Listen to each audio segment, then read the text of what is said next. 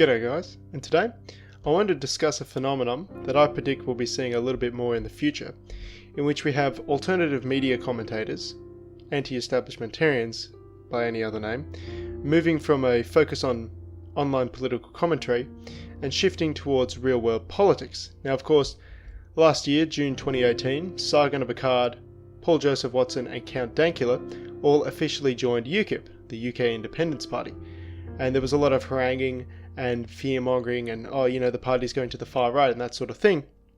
And the reason behind that is because established political parties are terrified of this sort of very powerful up-and-coming force that is the alternative media on the internet, shifting from sort of that just purely online setting to a more real-world setting where they can actually begin to contest local elections.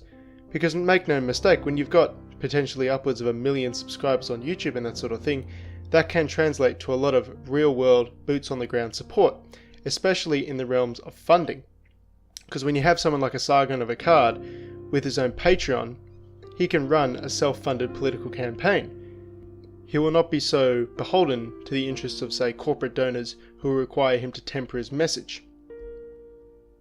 And it's quite interesting to see, for all the pomp and circus essentially that is said about, we're a democratic country, we want to give people a voice, we want representation.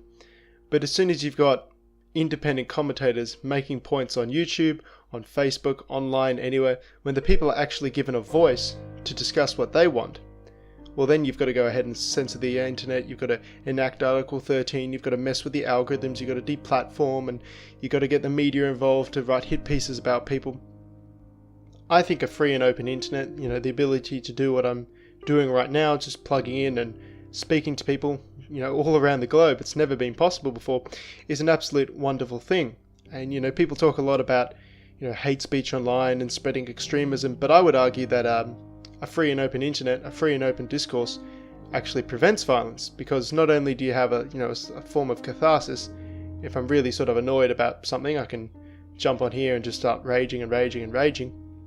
And all the time I spend raging on the internet is the time I don't spend raging in people in real life, which is good. But people always talk about, radicalization on the internet and, we've got to censor people because of that. But no one really talks about de-radicalization on the internet. Because, if you can't speak to people, if you can't go out and speak to the commie, speak to the socialist, speak to the Nazi and that sort of thing, how can you ever de-radicalize them? But if you're able to just talk to people, it is certainly possible that you're able to change their mind. Now, it's not an easy thing, and some people don't actually want to engage with anything that changes their mind, and, the big tech companies cater to this sort of thing. Their algorithms are very good at finding out what you like and then only feeding you that sort of thing, because they don't want you to leave the platform and, be exposed to less ads. But with a free and open internet, theoretically, any two people from wildly different corners of the world, both geographically, politically, culturally, can come together and talk about their grievances. But if we have a very censored internet, we can't do that sort of thing. If we're not allowed to speak freely, if we have a censored internet and we have to rely on other groups to, interpret reality for us, then we have a big problem, because inevitably, and people can act like this doesn't happen, but they're just ignoring reality, any group that attempts to interpret reality, and that includes me of course, for anyone else, will have an inherent political bias. Or even if they're not, a political commentator, they'll have a social bias. Say they just talk about feminism or something. Well, they're going to either have a pro or anti-feminist stance. Entrenched power structures love this sort of thing, because it makes it harder for people to question their narratives, their ideas, even their traits on a personal level, just how a person is, if people aren't able to have a free and open discourse.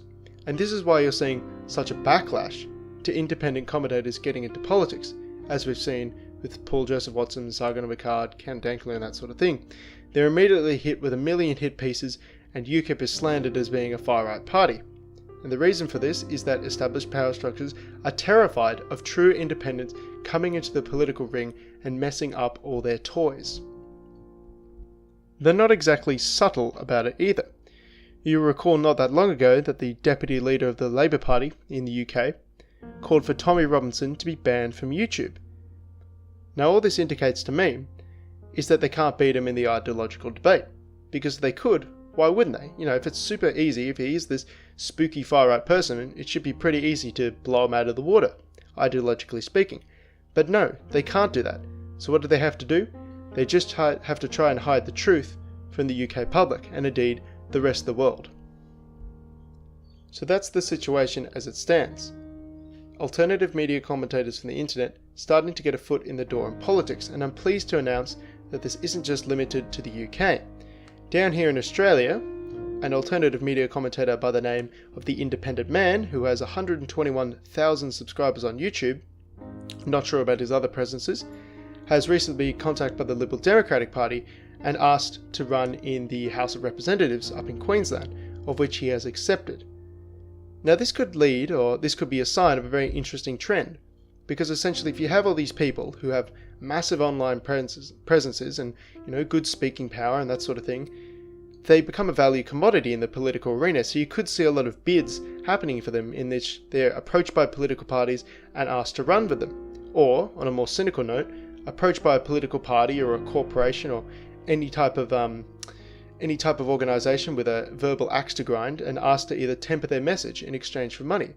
That is, I fully expect some alternative media commentators will be approached with bribes to essentially shut up or to shill and that sort of thing. I expect this distinction of treatment of the alternative media will be made dependent on whether the political party in question is an establishment or anti-establishment groups. So with the minor parties in Australia like Fraser Anning's Conservative Nationals, the Liberal Democrats, possibly shooters, fishers and farmers, depending on how in the internet lingo they are, there will be parties that will likely to sort of seek their endorsement or seek them as a running candidate. Whereas establishment parties, you know, the Libs, the Labours, the Greens, they're the more censorious bastards who will seek to sort of control the internet and stop hate speech and that sort of thing. So I would expect them to be the ones to reach out to people and essentially bribe them to shut up. So that's about all I have to say on that at this time. I'll be very interested to see how the treatment of the alternative media in more real-world mainstream politics is conducted. Perhaps they'll be vilified, perhaps they'll be a very sought-after commodity. Certainly someone with the ears and eyeballs of over 100,000 people in the case of The Independent Man is something to be sought after in order to push your ideological message. And that's not even to speak of people like PewDiePie, who has, I believe, 94 million subscribers. Can you imagine the reach that person has? We'll have to wait and see how it turns out. As always, thanks for watching. Please leave your thoughts and feedbacks below. I'll make sure to check them out, and thanks all for sticking around and have a good one.